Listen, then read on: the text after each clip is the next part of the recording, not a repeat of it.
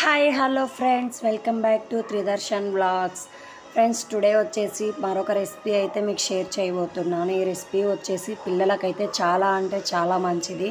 పిల్లలు ఫుడ్ సరిగా తీసుకోరు కదా, సో మనం పొద్దున్నే ఇది ఒక లడ్డు ఇచ్చామంటే వాళ్ళకి తగిన బ్లడ్ పర్సంటేజ్ అండ్ అన్నీ మంచిగా ఉంటాయి. అదేవిధంగా పిల్లలే కాదు పెద్దలు కూడా తినొచ్చు. ఈ రెసిపీని చాలా అంటే చాలా టేస్టీగా ఉంటుంది. ఇప్పుడైతే ప్రాసెస్ చూద్దాము. దానికోసం అయితే నేను ఒక 1/2 కిలో వేరుశెనక్కాయలు అయితే తీసుకున్నాను. ఈ వేరుశెనక్కాయలని చిన్న మంట పెట్టి అయితే వేయించుకోవాలి, లేదంటే ఇవి మాడిపోతుంటాయి. ఇవి కదుపుతూ ఉండాలి, లేదంటే మాడిపోతాయి. సో మనము వీటిని తిప్పుతూ అయితే బాగా వేయించుకోవాలి. ఇలా వేయించుకుంటే చాలా బాగుంటాయి. చూసారు కదా, ఇలా కొంచెం రెడ్డిష్ కలర్ వచ్చే వరకు అయితే వేయించుకుంటే సరిపోతుంది. హై ఫ్లేమ్ పెట్టారు అంటే మాడిపోతాయి, సో చిన్న ఫ్లేమ్ పెట్టేసి వేయించుకుంటే బాగుంటాయి. ఈ విధంగా వేయించుకోవాలి.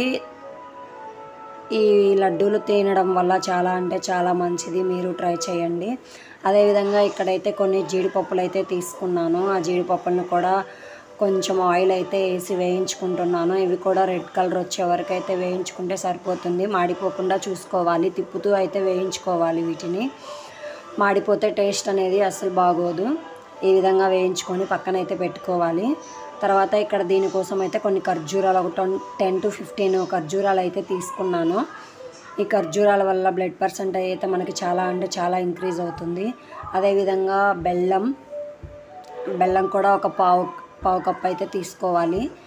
ఇంకా వీటిలో అయితే విత్తనాలన్నిటిని తీసేసి పక్కనైతే పెట్టేసుకున్నాను. దీంట్లో సీడ్స్ తీసేసుకుంటే సరిపోతుంది. చూసారు కదా ఇలా. తర్వాత ఇక్కడ వచ్చేసి పక్కన పెట్టుకున్నాం కదా వేరుశెనక్కాయలని, వీటైతే చల్లారిన తర్వాత వీటి పొట్టు అంతా తీసేయాలి.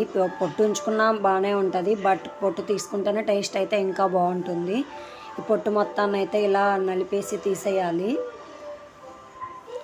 చూసారు కదా, ఇక్కడ మొత్తం కాకుండా కొంచెం అయితే పొట్టు అయితే ఉంది. ఇంక ఇలా అయితే సరిపోతుంది. ఇలా తీసుకొని పక్కన అయితే పెట్టుకోవాలి. దీన్ని ఒక మిక్సీ జార్లో వేరుశెనగ గుండ్లు, అదేవిధంగా మనం పక్కన పెట్టుకున్నటువంటి జీడిపప్పు అండ్ ఖర్జూరం, బెల్లం కొంచెం మొత్తం యాడ్ చేసి మిక్సీలో అయితే పట్టుకోవాలి. వీటిని అయితే కొంచెం బరకగా పట్టుకుంటే టేస్ట్ అనేది బాగుంటుంది. మనకి పలుకులు తగులుతుంటేనే టేస్ట్ బాగుంటుంది. మరి మెత్తగా అయితే టేస్ట్ అంత బాగోదు. సో కొంచెం పలుకులుగానే పట్టుకుంటే బాగుంటుంది. చూసారు కదా ఈ విధంగా.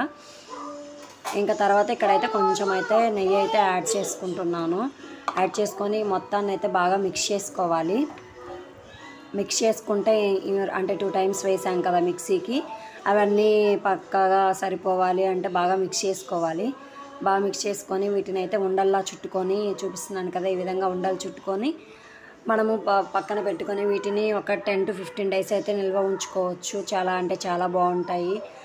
ఎర్లీ మార్నింగ్ మనం పొద్దున్నే ఒక లడ్డు తిన్నామంటే మన ఆరోగ్యానికి ఎంతో మంచిది. చిన్నపిల్లలకైతే చాలా అంటే చాలా మంచిది.